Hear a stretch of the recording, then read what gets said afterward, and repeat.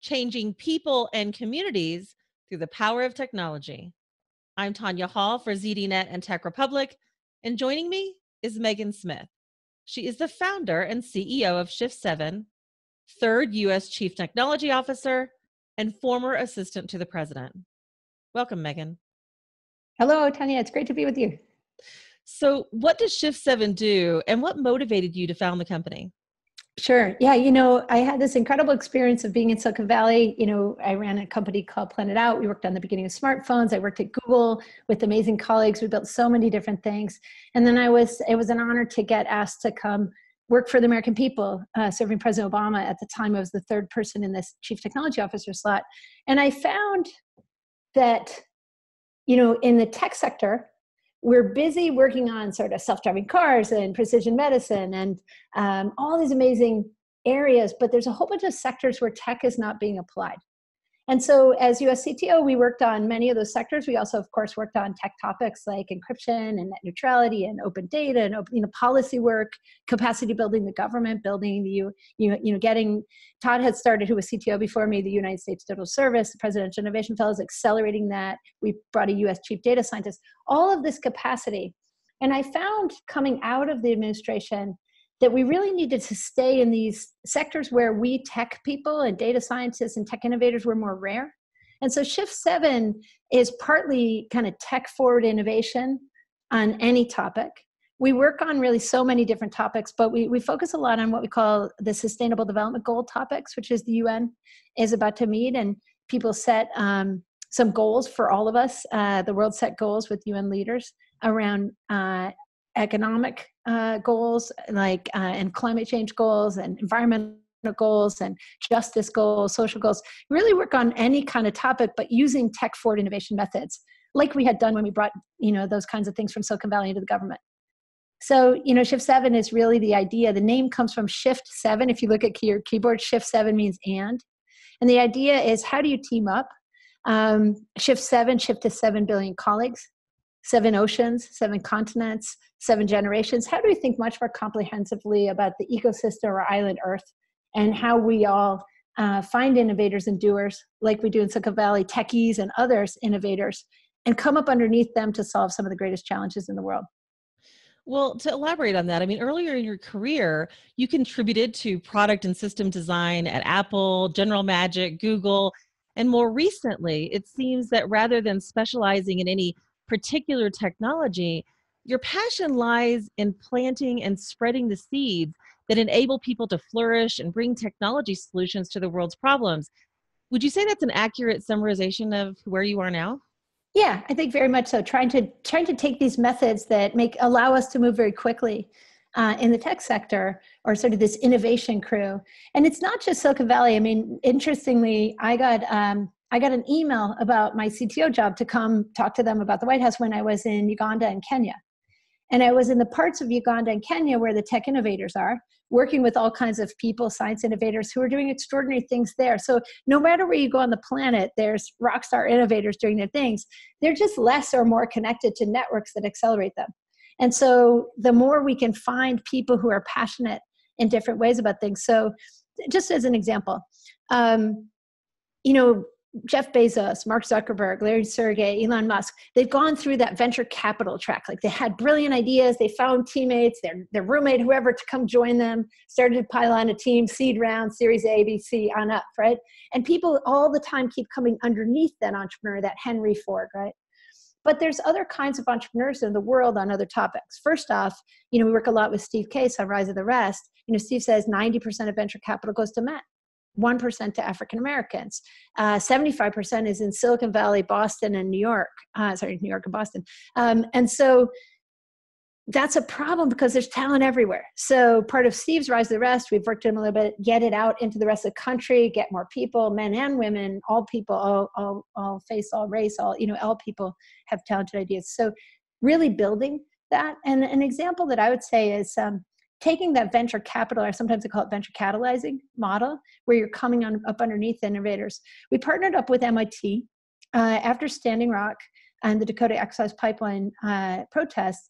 Some of the people who had led that, the women and others, the Standing Rock water keepers, won an award at MIT called the Disobedience Award.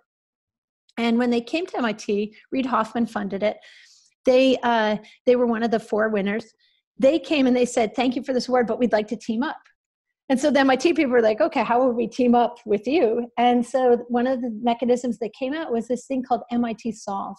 MIT Solve is a very simple program where the university just puts out a call and says, who's innovating on this topic? Coastal communities, healthcare, climate issues, whatever. And so in this case, they said, who in the Lakota community, the Ochete Shikome, the kind of 7 council fires of the Great Sioux Nation, has innovations in energy, green energy, housing, agriculture, systems design, basic poverty reduction, and 22 applications appeared. And so they were able to select 6 amazing fellows. I think I even have a picture of them. Let's see. I will get it for you. So now there's 6 fellows from that region, who are, here they are, my fancy display technology of my computer. High tech, yeah, Megan, high tech. But just amazing. Like Rose right here is Medicine Root Garden, just incredible. She lives in a food desert in the middle of South Dakota on Pine Ridge Reservation, which is in the bottom 10 counties in terms of poverty in the United States. And she's got this amazing program with hoop tents, and she's growing tomatoes and food. She's teaching 22 families. We were just out visiting her. 22 families, they're making gardens, they're running farmers markets throughout the community. They're doing feedings whenever it's a holiday, they're bringing the kids together for community, but free boxes of food, like just brilliant innovation. And so you can think, who are the great innovators of America? If we look in our past, you think Henry Ford, Edison, but also Clara Barton, George Washington Carver, Jane Addams, who got the Nobel Peace Prize for inventing social work. Most people haven't heard of her, but these kind of social entrepreneurs and other kinds of entrepreneurs who are all over our country come up underneath them in the places that really need them desperately and use that same kind of model that we use with venture capital, but in this kind, catalyzing them with a great ecosystem. Henry Red Cloud has got Red Cloud Solar. He's got 3,000 solar furnaces that he's put onto houses that drop the cost of their heating bill by 1/3. These are great American innovators who we could help. So that's an example of a Shift 7 kind of project where, again, Shift 7 means and. So we team up with MIT Solve and the Lakota folks and try to help their innovators. Let's talk about education. Sure. Where are we with STEM education today? What are our strengths? What are our needs? How can we improve it? Yeah, so this is another Shift 7 thing, is scout and scale. So instead of like, oh, what should we do? I'm like, okay, we can lean down and look at, oh my God, what do you do? It's a heavy problem. Like, how are we going to fix education? That is complicated. That's actually far more complex than self-driving cars, even though it doesn't seem like it is. But it is a real child poverty. So what you do is instead you look up and like, I wonder who has solutions, and you go looking for them. And so in the case of education, there's amazing teachers and innovators. So some of my favorite things I've seen, just a collection of, share what's working. One of them is an invention or an innovation out of Phoenix, Arizona. It's called Chief Science Officer. And if you look up chiefscienceofficers.org, you can see .org or com, go check it. Jeremy, who works on the Arizona SciTech festivals, thought of this idea of what if children could be elected like they're elected as a class president or a treasurer to be a chief science officer, like my old job, but in their school, right? And so there's 150 of them when we first met them in Arizona in all their schools, middle and high school. It's one of the best STEM interventions I've ever seen, because the kids know how to find great teachers who will help them, and they start doing stuff, and they're evangelical STEM kids. Now there's 500 of them. In about 2 weeks, they'll be here. 30 of them will be here in DC to meet with the whole community here. If we could scale that across all of the countries, Kuwait is starting, Canada, Mexico, as well as Michigan, other states have begun. So it's a simple idea. Another one is Computer Science for All. We launched that out of the White House. We don't have a Ministry of Education, so we don't say, here's the edict and change. It's a real grassroots move. And so everybody has to organize their own school boards and come up with their standards. And of course, there's Common Core in that, but really people make their own decisions locally. So the great news is we were just on the Tech Jobs tour all over the country. That's more for adults, but it brought us all over to 25 different cities. I went to 22 of them. And when we were in Cheyenne, Wyoming, we were able to sit down with the legislature and talk through computer science. And recently, Wyoming has voted that all children in the state of Wyoming will learn computer science, computational thinking, and coding from kindergarten, fully deployed by 2023. And they're not the only state, but they are the state losing the most people. So they're highly motivated to get to these new modern jobs. And it doesn't mean everybody is a programmer. It means everybody becomes fluent in these new technologies. And so they can upgrade their extractive industries. They can upgrade their agriculture. They can upgrade their tourism, and they can have a tech sector and upgrade everything across and be able to reshore jobs to America. That's exciting. And Computer Science for All is going to have a summit in Detroit with all different states. We've seen Virginia, Rhode Island, Arkansas. It's bipartisan, Republican, Democratic governors doing their thing. So, and the whole city of Chicago is doing it too, and scaled. So this stuff is changeable. Again, find the teachers like XQ Super Schools, the Rain Jobs' program with 18 Rockstar schools.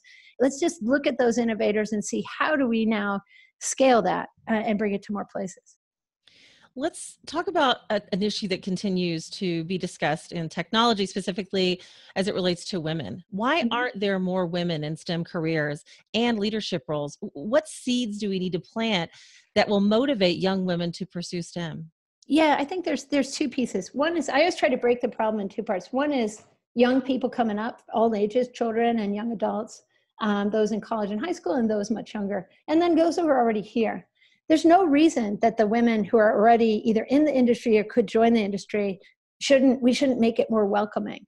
It has such a terrible pipeline loss. So we have plenty of people ready and eager, at kindergarten through, 4th, 5th, 6th, 7th grade, and then it starts to fall off. So we can look systemically at each of those problems, find people who have solutions and start doing that at scale. And people are doing that.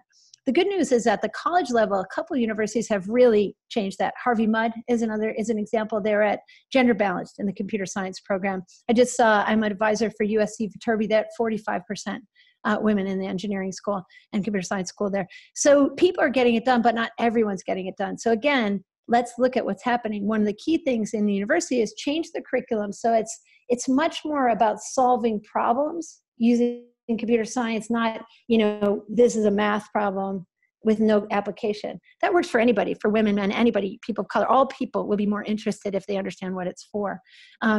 Another issue that really harms us is what we see on TV. And that's actually a Shift 7 work stream, which is media equity. Who's doing what on TV? So, for example, in computer science, Gina Davis research showed that it's 15-1 boy programmers to girl programmers in family films. So when we're watching TV, we're just seeing over and over again, oh, boys do that job and girls don't. And so what do you see? By the time you get to high school, the girls are opting out. And so the combination of not knowing why tech is for, solving poverty or solving justice issues just as much as it's for robotics, which are all good topics, but also changing these programs. So those are key things to do. The last thing I'd add is just the culture that in our companies, our current companies, we really have to change this really intellectual combat type programmer culture that has a lot of challenges, and things like the common knowledge rule. If you're in a room with a bunch of people who know the same information and you know something different, it will overrule you even if you're right.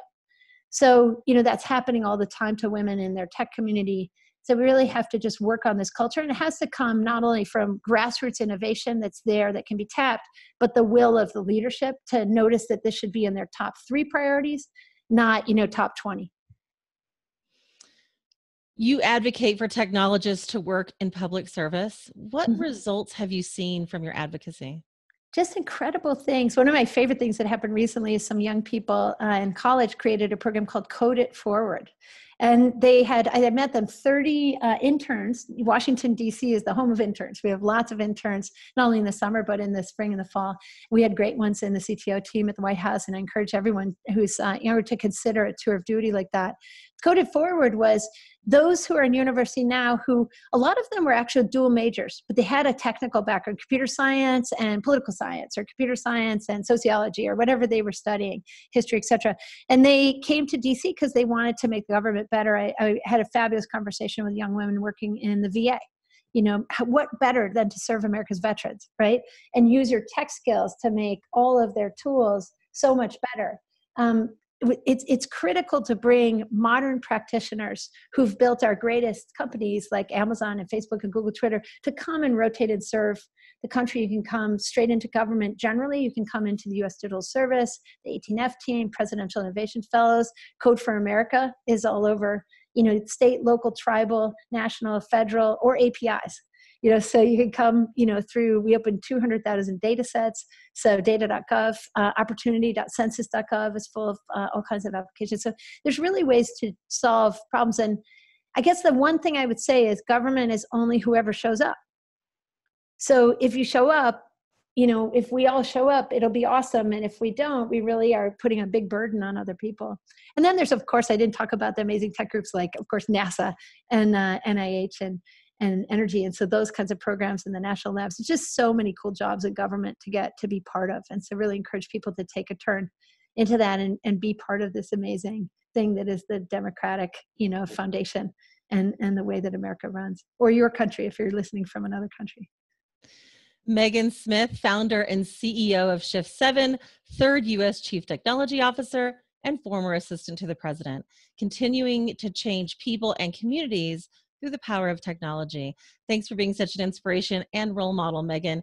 If somebody wants to connect with you, maybe they want to find out more about your work at Shift7 or get involved, how can they do that? Sure, we would love, it's the collective genius is our motto. So shift7.com is our website. You can click join on there and it gives us lots of information if you fill it out on what you might be interested in. And then we also have Twitter handle at shift7. And so we'd love to hear from you. Great, thanks again. And if you want to find more of my interviews, you can do that right here on ZDNet or Tech Republic, or maybe go to my website, tonyahall.net. I've got links to all my social sites. Thanks for watching.